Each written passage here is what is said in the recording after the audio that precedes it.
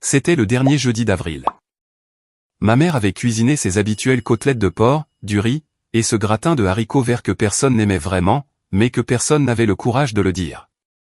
Mon père était assis en bout de table comme il le faisait toujours, la serviette glissée dans son col, déjà à la moitié de sa deuxième bière. La cuisine sentait quelque chose qui brûlait légèrement sur la cuisinière. Maman oubliait toujours les petits pains et le plafonnier bourdonnait comme il le faisait depuis 3 mois parce que personne n'avait pris le temps de changer l'ampoule. David racontait une histoire. Il fait ça.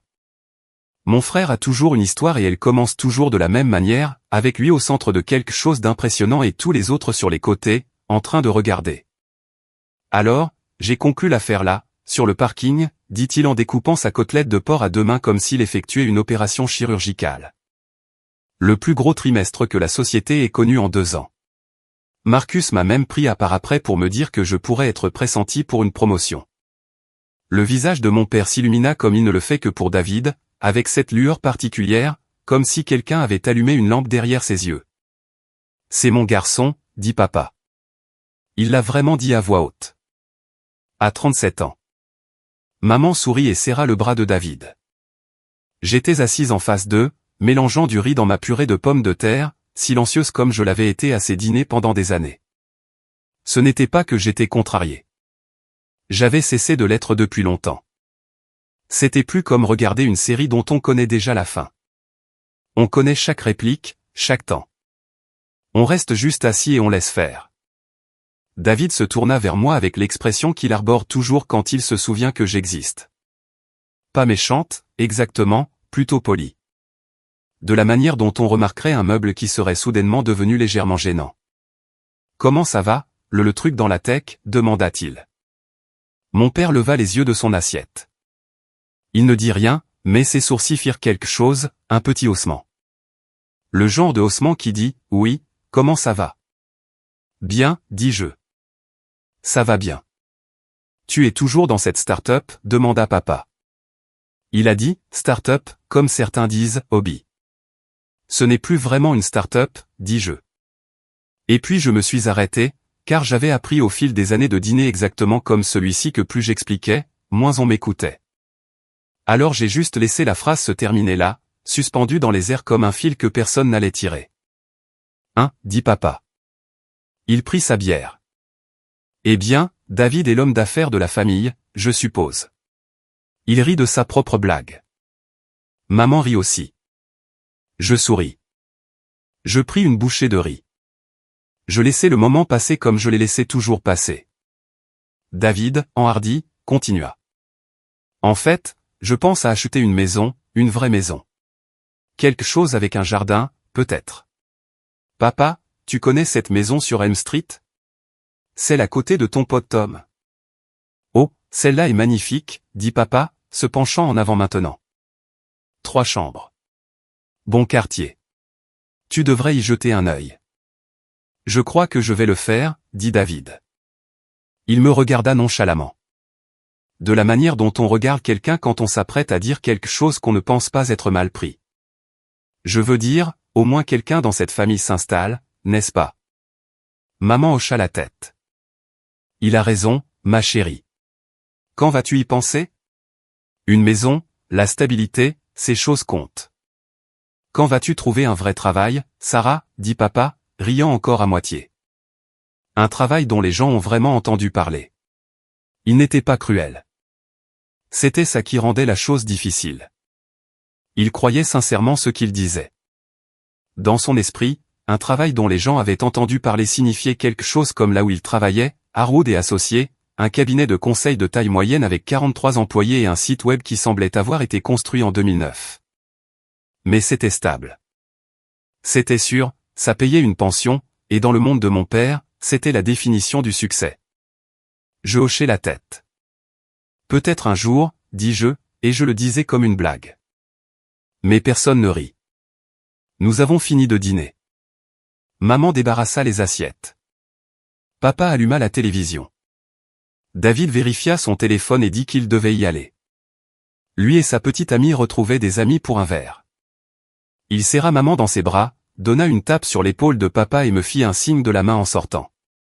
Conduis prudemment, dis-je. Ouais. Ouais, dit-il. Et il était parti. J'ai aidé maman à faire la vaisselle sans qu'on me le demande. Nous étions côte à côte à l'évier, elle lavant, moi séchant, comme nous l'avions fait 100 fois auparavant. Elle ne dit rien pendant un moment, puis doucement, sans me regarder, il a de bonnes intentions, tu sais. Ton père. Je sais, dis-je. Et je le savais. Ça n'avait jamais été la question. C'était le dernier jeudi d'avril. 5 mois plus tard, tout ce que mon père croyait sur moi, sur ce que j'étais, ce que je valais, ce que j'avais construit, allait être démoli en un seul après-midi. Pas par moi, pas par quoi que ce soit que j'ai dit ou fait, simplement par lui, en franchissant une porte. Mon nom est Sarah Chin. J'ai 34 ans. Je vis dans un 2 pièces sur Maple Street avec un canapé que j'ai acheté dans une friperie et une cafetière plus vieille que mon neveu. Je conduis une Honda Civic de 2018 avec 151 000 km au compteur. La peinture du pare-chocs arrière s'écaille. Quand les gens me demandent ce que je fais dans la vie, je réponds que je travaille dans la tech. Et puis j'attends qu'ils perdent tout intérêt, ce qui prend généralement environ 4 secondes. Ils perdent toujours intérêt parce que c'est ce que je veux qu'ils fassent. La vérité que je n'ai partagée avec ma famille d'aucune manière significative pendant la majeure partie des 6 dernières années, est la suivante, je suis la fondatrice et PDG d'une société appelée Meridian Tech. Meridian est une plateforme logicielle d'entreprise B2B. Nous créons le genre d'outils que les grandes entreprises utilisent pour gérer leurs données, leur flux de travail, toute leur infrastructure opérationnelle. Nous avons 280 employés répartis dans 3 bureaux. Nous étions valorisés à 340 millions de dollars lors de notre dernier tour de financement. Nous générons 87 millions de dollars de revenus annuels. L'année dernière, TechCrunch nous a mentionné dans un article sur les plateformes d'entreprise à la croissance la plus rapide du pays. Nous avons des clients dans 17 États. 3 d'entre eux sont des entreprises du Fortune 500. Je les bâtis à partir de rien. D'un ordinateur portable dans un café en 2017, quand j'avais 26 ans et 4200 dollars sur mon compte en banque. J'ai codé la première version de la plateforme moi-même. Chaque ligne, chaque fonction, chaque interface. J'ai pitché des investisseurs en portant le même blazer que j'avais acheté dans une friperie pour 23 dollars. J'ai travaillé 16 heures par jour pendant 2 ans d'affilée. J'ai mangé des ramens pour dîner 4 soirs par semaine. J'ai manqué des anniversaires, des vacances, les funérailles du père de ma colocataire d'université parce que j'avais une réunion de présentation que je ne pouvais pas reporter.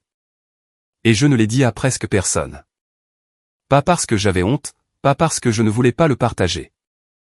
Je ne l'ai dit à personne parce qu'au début, en 2019, quand Meridian était encore petite mais déjà rentable, quand nous venions de conclure notre premier vrai contrat et que j'étais assis sur quelque chose que je savais au fond de moi allait être important, j'ai essayé. J'ai fait asseoir mes parents à cette même table de cuisine, la même où David raconte ses histoires, et j'ai dit, maman, papa, je pense que la société va réussir. Je pense qu'elle va vraiment devenir grande. Je me souviens de la manière exacte dont je l'ai dit, avec précaution, avec espoir. De la manière dont on dit quelque chose qu'on a gardé près de son cœur pendant longtemps et qu'on laisse enfin sortir. Mon père m'a regardé un long moment. Puis il a dit, c'est bien, ma chérie. David vient d'être promu, au fait. Ma mère a hoché la tête avec enthousiasme. Il va devenir directeur régional d'ici l'année prochaine. N'est-ce pas excitant? Je suis resté assise là pendant environ 5 secondes et quelque chose en moi s'est simplement refermé. Pas de manière dramatique, pas avec colère. C'était plus silencieux que ça. C'était plus comme une porte se fermant doucement. J'ai souri, j'ai dit, c'est super pour David, et j'ai fini mon dîner. Après ça, j'ai arrêté d'essayer d'expliquer. Quand ils demandaient ce que je faisais, je leur donnais juste assez pour satisfaire la question sans leur donner quoi que ce soit de réel. Je travaille dans la tech. Je fais des trucs de logiciel. C'est assez ennuyeux, honnêtement. Et ils n'ont jamais insisté. Ils n'ont jamais posé une seule question de suivi. Pas une seule fois. Pas en 6 ans. Pas un seul, oh, quel genre de logiciel, ou, combien de personnes y travaillent, ou, est-ce que ça marche bien? La dissimulation n'était pas difficile. Elle était presque naturelle à ce stade. Ce qui était plus dur, c'était l'argent. Ma famille me demandait de l'argent depuis aussi longtemps que je me souvienne. Et je disais oui depuis presque aussi longtemps. Pas parce qu'il demandait gentiment, pas parce que les demandes avaient du sens, mais parce que je me sentais coupable. Parce que quelque part sous tout ça, je croyais encore que si j'étais assez généreuse, si je donnais assez, si j'étais assez utile de la seule manière qu'il semblait remarquer, peut-être qu'il me verrait. Pas seulement comme la silencieuse, pas seulement comme celle qui ne comptait pas, mais comme quelqu'un de réel. La voiture de mon père a eu besoin d'une nouvelle transmission en 2021. 3400 $. Je l'ai payé anonymement. J'ai dit à maman que c'était un cadeau d'un ami. Papa n'a jamais posé de questions. Pourquoi l'aurait-il fait? Dans son esprit, Sarah ne pouvait pas être la source. Elle avait un vague travail dans la tech qui payait probablement à peine plus que le salaire minimum. Mon frère avait besoin de 1200 $ pour une caution quand il a quitté la maison de papa et maman. Je lui ai envoyé par Venmo un mardi après-midi. Il a répondu par texto, merci. Quand es-tu libre cette semaine? Maman veut organiser un dîner. Pas un mot sur l'argent. Pas une question sur sa provenance. Ma mère a demandé 800 $ pour une facture dentaire que l'assurance ne couvrait pas. Je les ai envoyés dans l'heure. Elle a appelé pour me remercier et a passé 11 minutes à me parler de la nouvelle voiture de David, une Audi d'occasion qu'il avait financée par un concessionnaire. N'est-elle pas magnifique, disait-elle. Il a l'air si distingué.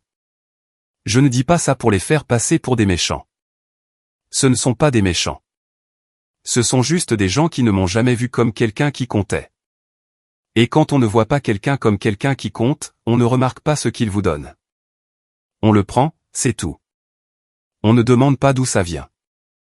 On ne se demande pas comment il peut se le permettre. On l'accepte et on passe à autre chose.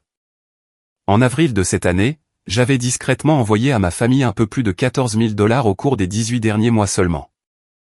Aucun d'entre eux ne savait d'où venait l'argent. Aucun d'entre eux n'avait jamais demandé. Le point de rupture n'est pas arrivé avec fracas. C'est arrivé un mercredi début mai, 3 jours après ce dîner. Mon père m'a appelé à 14 h. J'étais en pleine réunion du conseil d'administration, la vraie, avec des investisseurs en ligne, des projections trimestrielles à l'écran et mon directeur financier qui présentait un diaporama qui déterminerait notre budget d'expansion pour le prochain exercice fiscal. Alors j'ai laissé sonner. Il a rappelé à 14h14. J'ai mis en silencieux. Il a rappelé une troisième fois à 14h31. Et cette fois, il a laissé un message. Sarah, c'est papa. Écoute, j'ai besoin d'un service. Ma carte de crédit a été refusée à la station-service. Longue histoire, ne t'en fais pas, mais j'ai besoin d'environ 600 $ pour couvrir ça. Envoie-les simplement sur mon compte, d'accord? Maman s'occupera des détails. Merci. Salut. Il n'a pas dit s'il te plaît. Il n'a pas demandé si je pouvais me le permettre. Il n'a pas dit merci de manière sincère. Il l'a juste dit comme on demanderait de passer le sel. Nonchalamment, banalement, comme si c'était la chose la plus normale du monde. J'ai écouté le message vocal assise dans mon bureau. Mon vrai bureau, celui avec mon nom sur la porte, une vue sur la skyline de la ville, une mention de Forbes encadrée au mur datant de 2022 et un tableau blanc couvert de notes sur la feuille de route du produit. Je l'ai écouté une fois. Puis j'ai posé mon téléphone sur mon bureau et je suis resté assise, très immobile, pendant environ 2 minutes, à regarder par la fenêtre, sans rien voir. Et puis j'ai pris une décision. Pas une décision de colère, pas une décision dramatique. C'était la décision la plus calme que j'ai jamais prise de ma vie. Je me suis dit, d'accord. Juste, d'accord, tout bas, et puis j'ai arrêté. Je n'ai pas envoyé les 600 $. Je n'ai pas appelé ma mère. Je n'ai pas envoyé un texto de colère pour expliquer pourquoi. Je n'ai pas écrit un long message énumérant toutes les fois où ils m'avaient ignoré, chaque anniversaire qu'ils avaient passé à louer David, chaque dîner où je m'étais assise en silence et avais regardé mon frère être sous les feux des projecteurs. Je n'ai rien fait de tout ça parce que ce n'est pas comme ça que je fonctionne. Je n'explose pas. J'arrête. J'ai arrêté d'envoyer de l'argent. J'ai arrêté de répondre aux demandes. J'ai arrêté de me présenter au dîner de famille où je m'asseyais en silence et regardais mon frère se faire féliciter pour des réalisations qui étaient objectivement une fraction de ce que j'avais déjà construit. Je ne les ai pas complètement ignorées. Je répondais encore au téléphone parfois. Je disais encore salut, mais l'argent s'est arrêté, les apparitions se sont arrêtées et la comédie s'est arrêtée. Ma famille, comme on pouvait s'y attendre, n'a pas pensé que j'étais sérieuse. Sarah est probablement juste occupée, a dit ma mère à mon père, selon un texto qu'elle a envoyé à mon frère et que David m'a accidentellement transféré. Tu sais comment elle est. Il pensait que ça passerait. Il pensait que je reviendrais à table, silencieuse et docile comme je l'avais toujours été, parce que c'est ce que j'avais toujours fait. Pendant des années, je m'étais présenté. J'avais souri. J'avais donné de l'argent sans rien demander en retour. Et ils en étaient venus à compter dessus sans jamais réaliser que c'était quelque chose que je choisissais de donner. J'avais juste choisi d'arrêter. Ils avaient tort de penser que ça passerait. C'est en juin qu'ils ont commencé à remarquer que quelque chose n'allait pas. Mon père a appelé pour une réparation de voiture. 1800 $ pour des plaquettes et des disques de frein sur sa berline. Il m'a appelé un samedi matin. Enjoué, désinvolte, comme il l'était toujours quand il avait besoin de quelque chose. J'ai laissé sonner. Il a appelé maman. Maman m'a appelé. J'ai laissé sonner à nouveau. 2 jours plus tard, maman a envoyé un texto. Chérie, la voiture de papa fait un bruit terrible. Vas-tu aider avec ça? Je l'ai lu. Je n'ai rien tapé. J'ai posé mon téléphone et je suis allé courir. Les plaquettes de frein n'ont été réparées qu'une semaine plus tard. Papa a conduit la voiture quand même. Le bruit de grincement s'aggravant à chaque kilomètre. Le genre de son qui vous fait grimacer chaque fois que vous freinez. Quand il l'a finalement emmené au garage, il a payé avec une carte de crédit qui avait déjà un solde d'un voyage que lui et maman avaient fait pour voir David pour son anniversaire en mars. Un voyage auquel il ne m'avait pas invité. En juillet, le schéma était clair. Sans mes contributions silencieuses et invisibles, les petites fissures financières dans la vie de ma famille ont commencé à apparaître une par une. La facture de carte de crédit de maman a grimpé de 2 cents $ en un seul mois. Papa a commencé à se plaindre à dîner du prix des courses, comme si le prix de la laitue avait changé du jour au lendemain. David m'a envoyé un texto une fois, me demandant nonchalamment si je pouvais lui avancer 1000 $ pour un paiement de voiture qui était dû plus tôt. Il a ajouté un emoji rire à la fin, comme si la demande était une blague. Ce n'en était pas une. Je n'ai pas répondu à celui-là non plus. Pendant ce temps, ma vie continuait comme elle l'avait toujours fait. Méridian était au milieu d'un de ses plus grands trimestres de croissance. Nous venions de conclure un accord avec une société de logistique d'une valeur de 4,2 millions de $ de revenus annuels récurrents. TechCrunch nous avait mentionné dans un article récapitulatif, le genre de mention qui est transféré dans toute l'industrie et reste dans les boîtes de réception pendant des semaines. J'avais 3 membres du conseil d'administration qui me demandaient de m'étendre sur le marché européen d'ici la fin de l'année. Ma directrice de l'ingénierie, une femme nommée Rachel, qui était avec moi depuis le tout début, m'a envoyé un message un vendredi après-midi qui disait simplement « On vient d'atteindre 500 000 utilisateurs actifs ». J'ai imprimé ce message et je l'ai scotché au-dessus de mon bureau. J'étais occupé. J'étais concentré. Et pour la première fois depuis des années, je ne portais pas le poids invisible d'être la tirelire familiale silencieuse et non reconnue. C'est en août que le contrat avec Harwood a été conclu. Ma directrice des partenariats, Janet Okafor, l'a signalé lors de notre réunion de stratégie hebdomadaire. Elle parcourait les demandes entrantes sur sa tablette.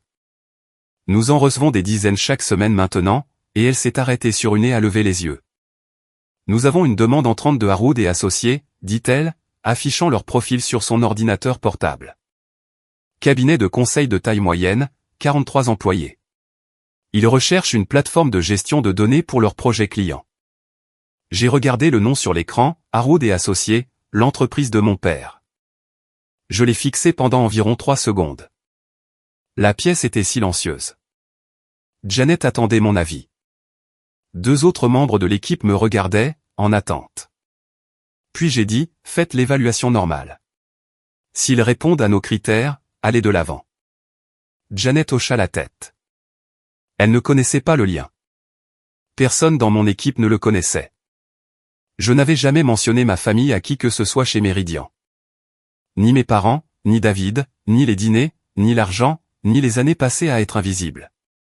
C'était un mur propre et je l'avais construit avec soin, brique par brique, et je voulais que ça reste comme ça. L'évaluation a pris 2 semaines. Harwood s'est qualifié facilement. Le contrat a été rédigé. Les conditions ont été acceptées. Tout a avancé par les canaux appropriés comme toujours. Personne chez Meridian n'y a réfléchi à 2 fois. C'était juste un autre client. Mais je savais. Je savais exactement ce qui allait arriver. 12 septembre, un mardi. Je suis arrivé au siège de Meridian à 7h30 du matin, comme je le fais toujours, par l'entrée latérale, un café à la main, des écouteurs dans les oreilles, une pile de mails déjà ouverts sur mon téléphone. J'avais une journée chargée.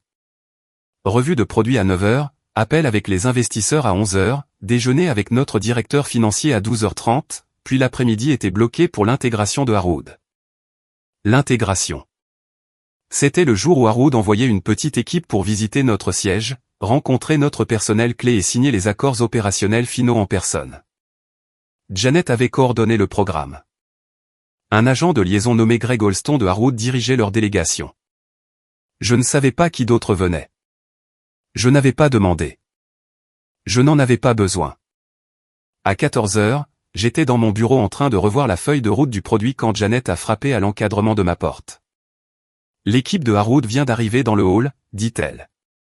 Greg est en bas avec 2 autres personnes. Tu veux que je les fasse monter? Fais-leur d'abord la visite standard, dis-je. Je descendrai à 14h45. Elle hocha la tête et disparut. En bas, dans le hall principal du siège de Meridian Tech, mon père a franchi les portes en verre pour la première fois. Je n'étais pas là pour le voir, mais Diana, notre réceptionniste, me l'a raconté plus tard. Elle était à la réception depuis 3 ans et avait, à un moment donné au cours des 12 derniers mois, assemblé un album de tous les moments importants de l'histoire de l'entreprise pour un événement d'anniversaire interne. Diana remarque les choses. C'est le genre de personne qui se souvient des visages, des noms, de l'expression exacte que quelqu'un portait en entrant. Diana m'a dit que voici ce qui s'est passé. Greg Holston est entré le premier, son badge déjà accroché à sa veste d'une visite précédente chez un autre fournisseur.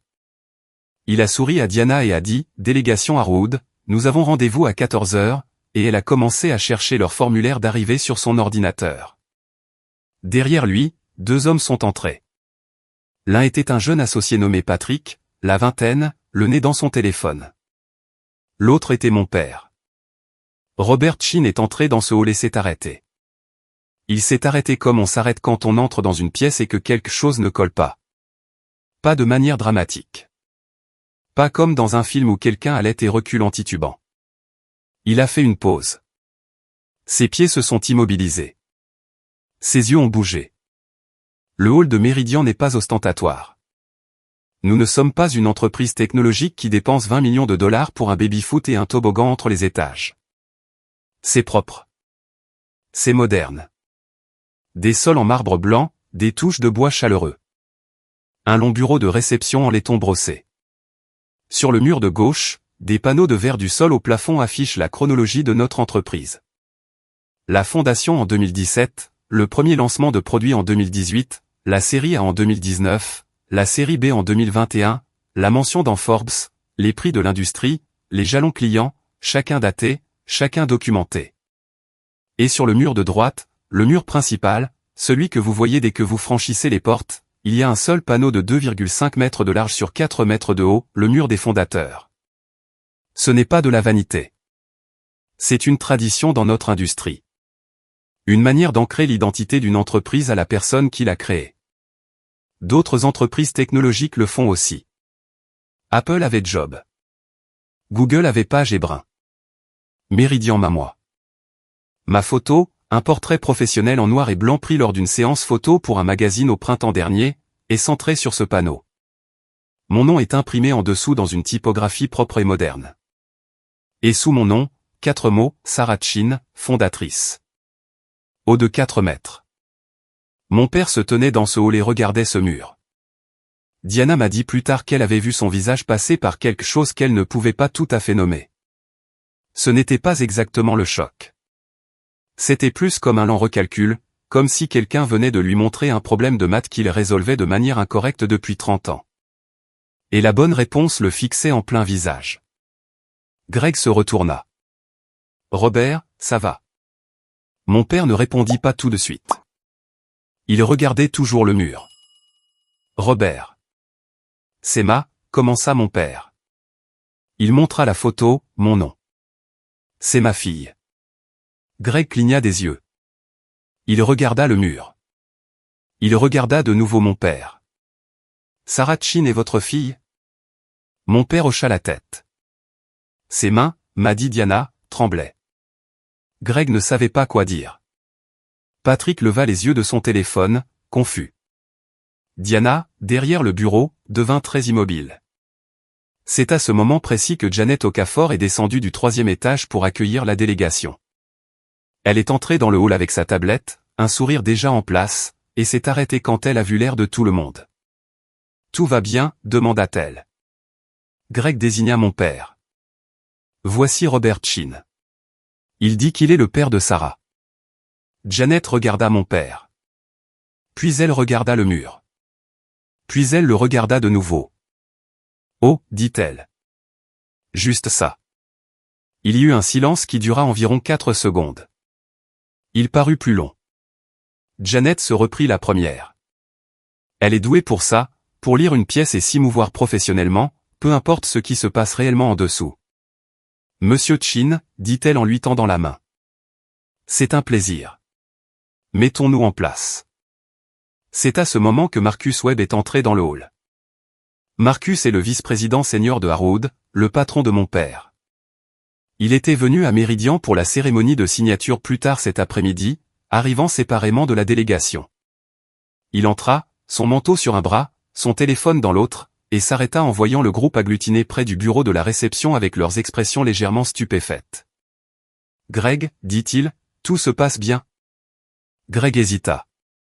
Il regarda mon père, puis de nouveau Marcus. « Marcus, voici Robert Chin.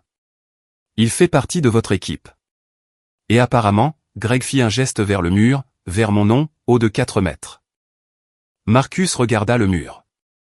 Puis il regarda mon père. Quelque chose changea dans son expression.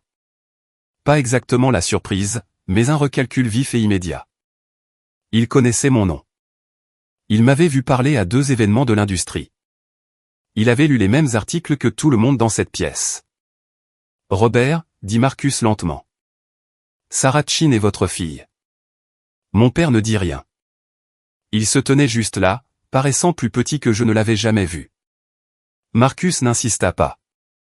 Il est trop professionnel pour ça. Il hocha simplement la tête une fois et dit « Eh bien, le monde est petit. » Et puis il se tourna vers Greg et commença à parler des documents de signature. Et la conversation reprit son cours, comme le font les conversations quand tout le monde dans la pièce fait semblant que rien ne vient de se passer. Mais quelque chose avait changé. L'atmosphère dans ce hall était différente maintenant. Greg, Patrick, Diana, Janet, Marcus.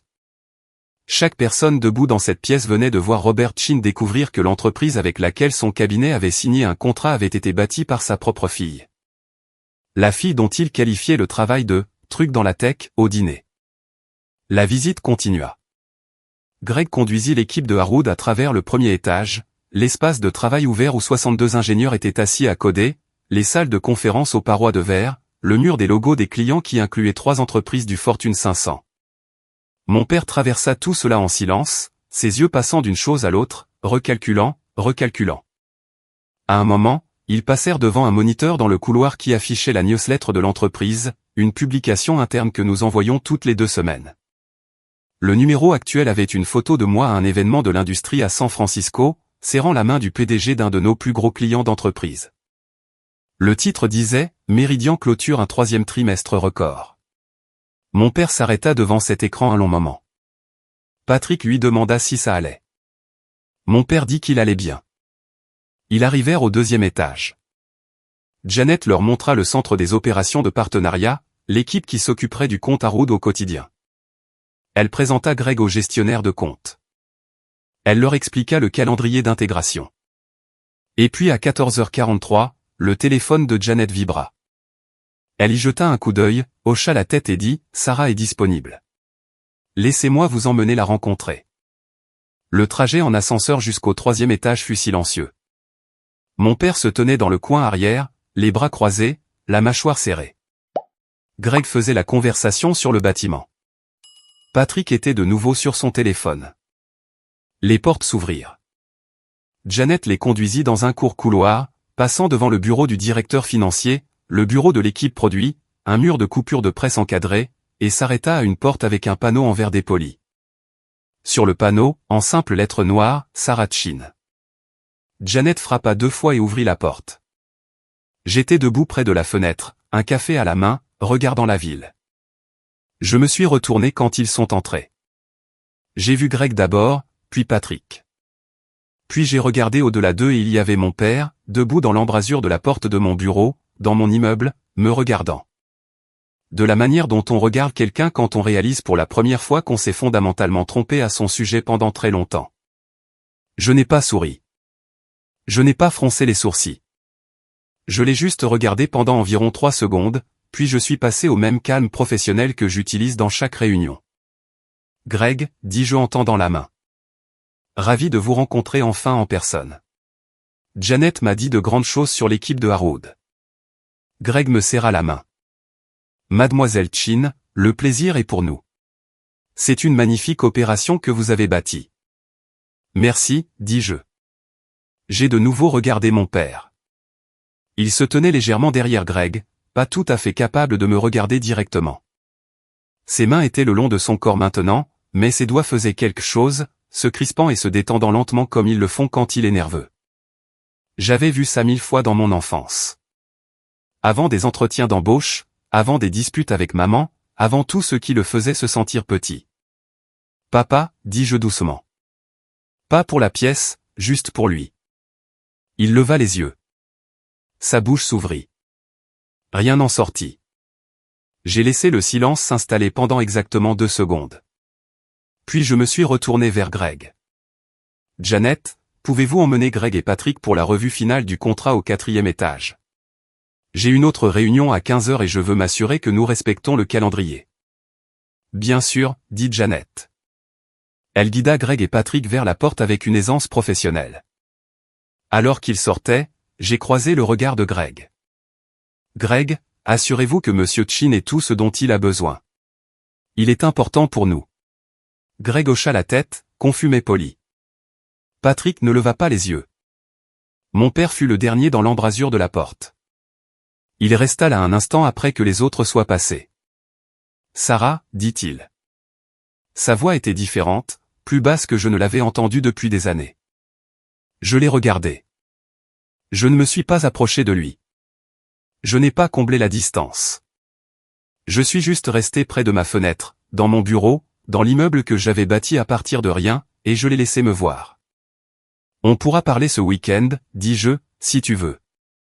Il hocha la tête une fois, puis il se tourna et sortit.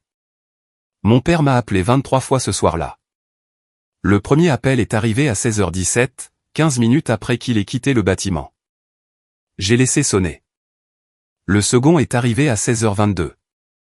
J'ai laissé celui-là sonner aussi. À 17h, il y avait 7 appels manqués et 3 messages vocaux.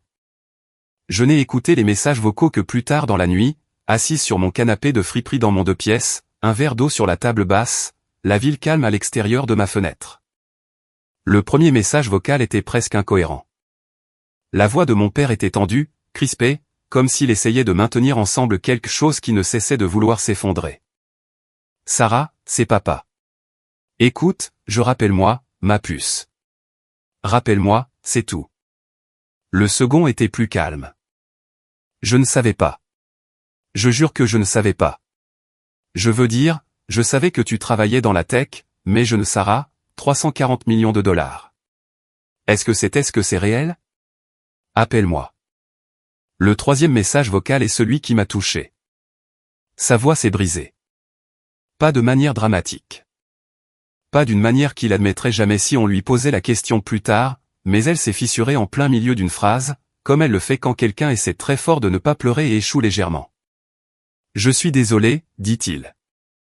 Je crois que je me suis vraiment trompé à ton sujet pendant longtemps, et je ne sais pas quoi dire à ce sujet, alors appelle-moi, s'il te plaît.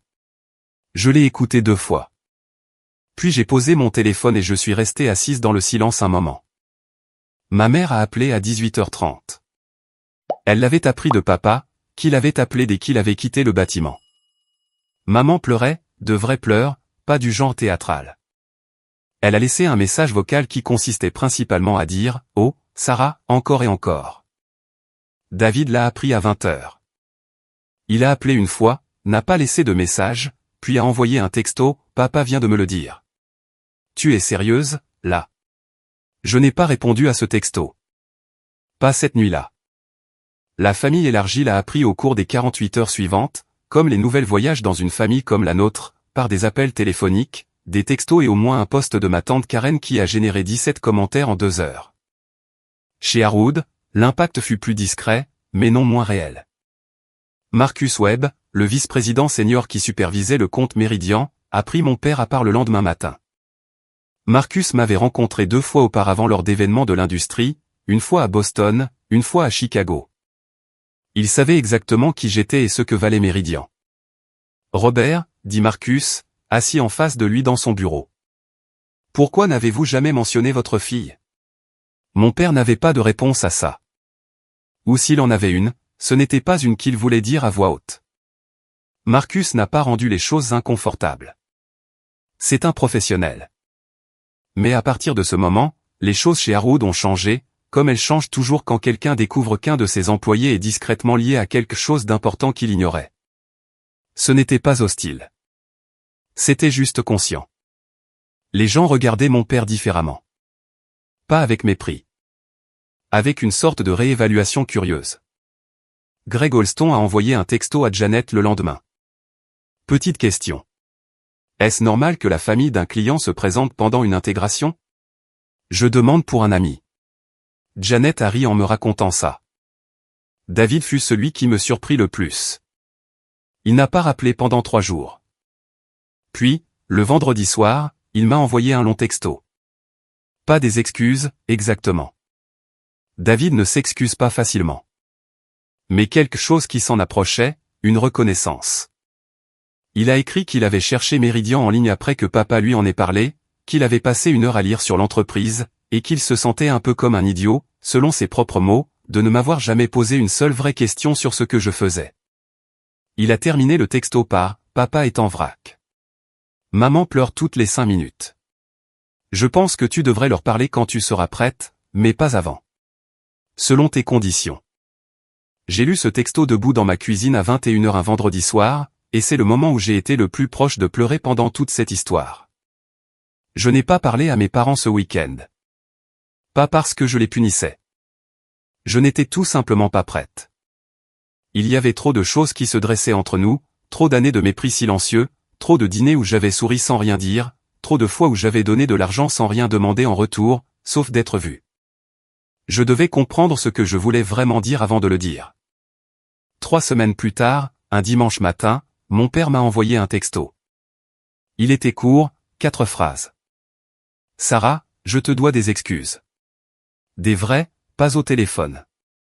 On peut prendre un café? Je l'ai lu assise sur mon canapé, au même endroit où j'avais écouté ses messages vocaux. La lumière du matin entrait par la fenêtre.